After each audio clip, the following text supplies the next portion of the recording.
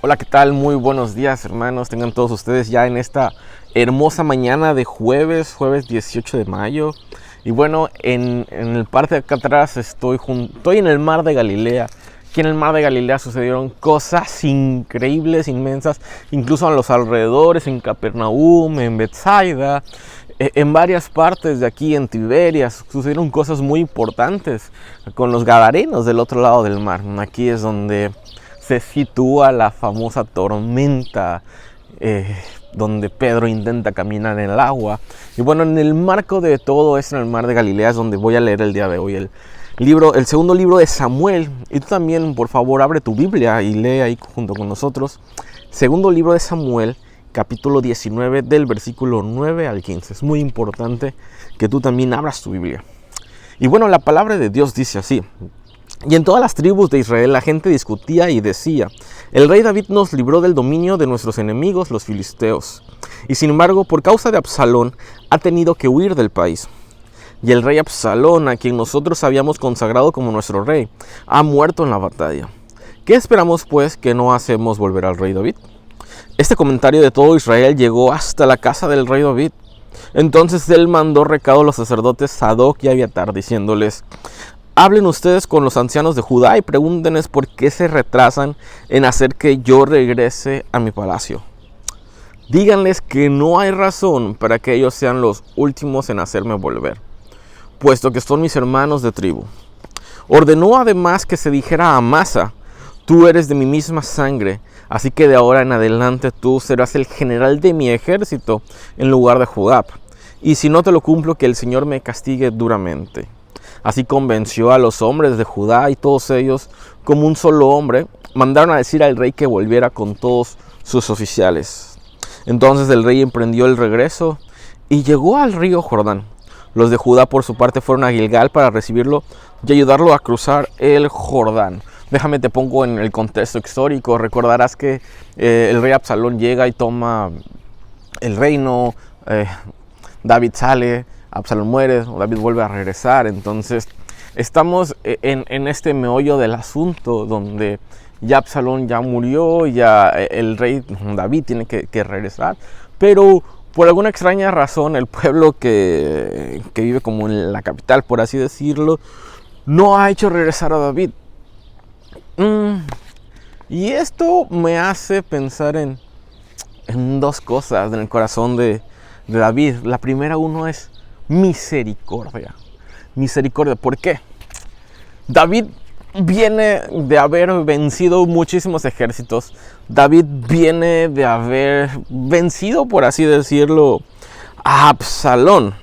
Entonces, en medio de todo esto, pues David obviamente tenía todo el armamento, David venía en su mejor momento, David tenía todo en sus manos, físicamente, emocionalmente, espiritualmente, para poder llegar y tener control por su propia mano. Él no necesitaba que la gente lo mandara a traer. Sin embargo, David no se quería saltar dos cosas.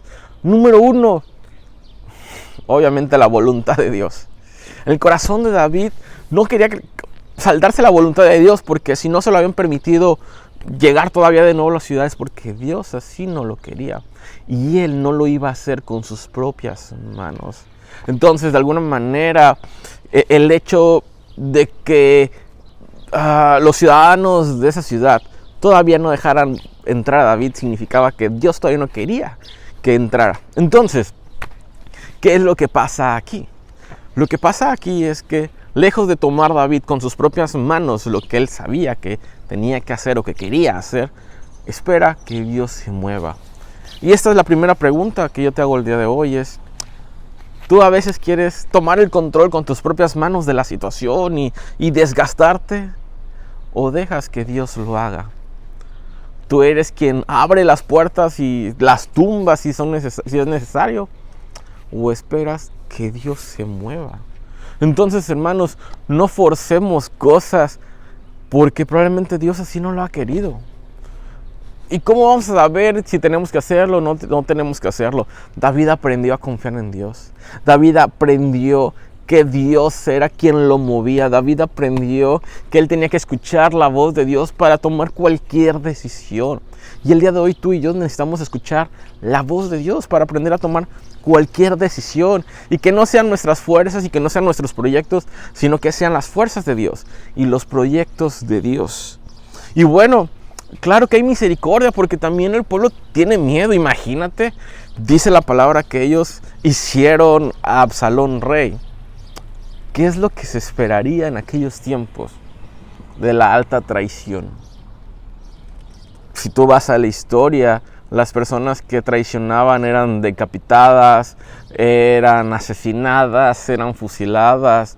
Incluso aquí en el Antiguo Testamento o en toda tú ves cuando alguien comete traición, es muerto. Entonces, lo que el pueblo esperaba era que ya viene el rey, lo traicionamos, hicimos mal con él, seguramente va a mandar a toda la legión, a todo su ejército, a matarnos, a decapitarnos, a matar a nuestras mujeres, a matar a nuestros bebés, como lo ves tú en la palabra de Dios.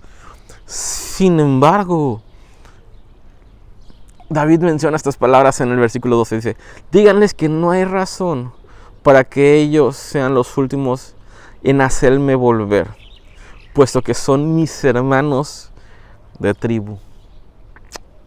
Es totalmente diferente. Ellos merecían la muerte, ellos merecían morir porque habían traicionado al rey. Pero David lo que hace aquí es: hey, tranquilos, no te preocupes, no hay razón para que me recibas como tu rey, no hay razón para que me dejes entrar a tu ciudad, no hay razón para que me dejes entrar a tu vida, no te voy a hacer nada. Yo solamente quiero hacerme uno contigo mismo. Y es lo que pasa con Cristo Jesús. No, nosotros merecíamos la muerte, nosotros merecíamos absolutamente todo lo malo porque somos desobedientes a Dios. Sin embargo, Jesús dice: hey, yo te amo, no hay razón para que tengas miedo, yo quiero vivir contigo, yo quiero vivir entre ustedes. Y número 2, que también podemos ver a Cristo Jesús aquí por medio de la figura de David, es que, ¿sabes? En este mar sucedió algo, y hasta se me pone la piel china. Después de que Jesús es crucificado, se aparece y él dice que lo esperen en Galilea, aquí en este mar. Vienen los discípulos y bueno, ellos vienen una noche, tratan de pescar, no pescan nada. A la mañana siguiente Jesús se les aparece a la orilla del lago. Entonces ellos no alcanzan a distinguir quién es. Sin embargo, Juan, cuando van avanzando, dice: es Jesús, es el maestro. Y en eso Pedro, como tú recordarás, Pedro negó 3 veces a Jesús días antes. Entonces él se avienta a este mar y dicen que por allá, más o menos por aquí, fue donde ellos se encuentran con Cristo Jesús. Y Jesús tiene una conversación con Pedro muy interesante que marca la historia y el rumbo de Pedro. Jesús le dice 3 veces a Pedro: Pedro, ¿me amas? Dice: sí, tú te amo, apacienta mis ovejas. Vuelve a decir: Pedro, ¿me amas? Sí, apacienta mis ovejas. Por 3ª ocasión vuelve a decir: Pedro, ¿me quieres? Y él se entristeció. Imagínate lo que pasaba en tu corazón. Él acababa de negar y ahorita lo está confrontando, por así decirlo. Y dice: Señor, tú lo sabes todo, te amo, apacienta a mis ovejas.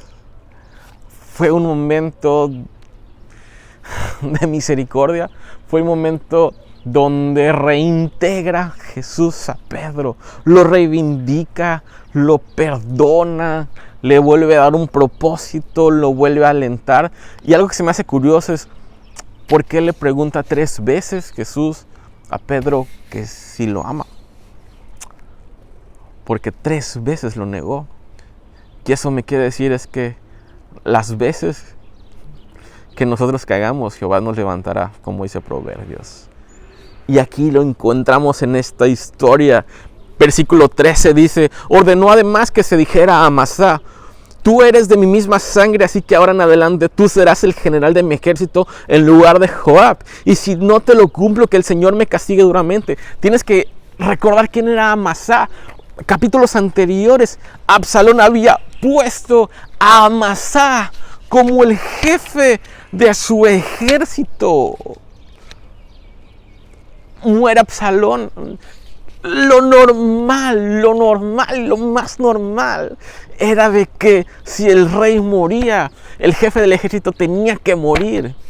Eso no había vuelta atrás. Él sabía, Amasá sabía que sus días estaban contados. Amasá sabía que en cuanto el rey David entrara a la ciudad, iba a ser muerto. No había vuelta atrás.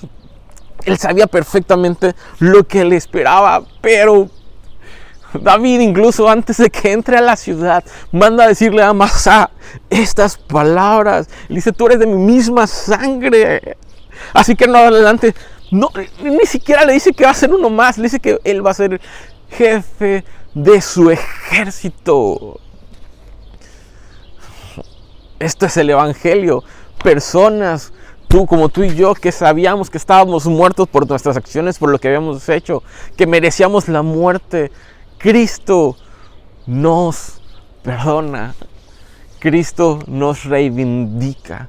Cristo nos vuelve a levantar. Y esto es el evangelio. ¿Cuántas veces tú y yo no hemos pecado? ¿Cuántas veces tú y yo no hemos traicionado a Jesús con lo que hacemos? Sin embargo, Jesús está ahí tendiéndonos la mano. Está ahí tendiéndonos la mano. Con estas palabras te quiero dejar. Así como David reivindicó a Amasá, así como Jesús aquí mismo reivindicó a Pedro, el día de hoy Jesús, Dios mismo, te quiere reivindicar a ti y me quiere reivindicar a mí. Nos quiere volver a levantar. Nos quiere volver a levantar y es curioso porque me hace pensar que nunca es tarde para comenzar de nuevo. Nunca fue tarde para Amasá para comenzar de nuevo. Nunca fue tarde para Pedro para comenzar de nuevo. No es tarde para mí para comenzar de nuevo porque le he regado. Pero tampoco es tarde para ti para comenzar de nuevo.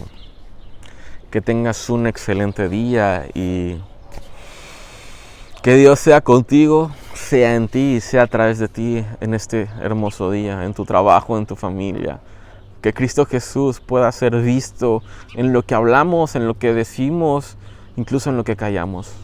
Padre, muchas gracias porque tú eres muy bueno, Señor, y nosotros merecíamos la muerte, mas tú nos rescataste. Nosotros merecíamos el castigo, pero tú nos rescataste, Señor. Nosotros merecíamos toda la ira de Dios, pero tú nos amaste. Gracias por esto, Señor. Gracias por todos los que estamos aquí y podemos escuchar y entender esto y hacerlo parte de nuestras vidas. En el nombre de Cristo Jesús. Amén. Nosotros merecíamos la ira de Dios, sin embargo, Dios determinó amarnos. Hasta luego.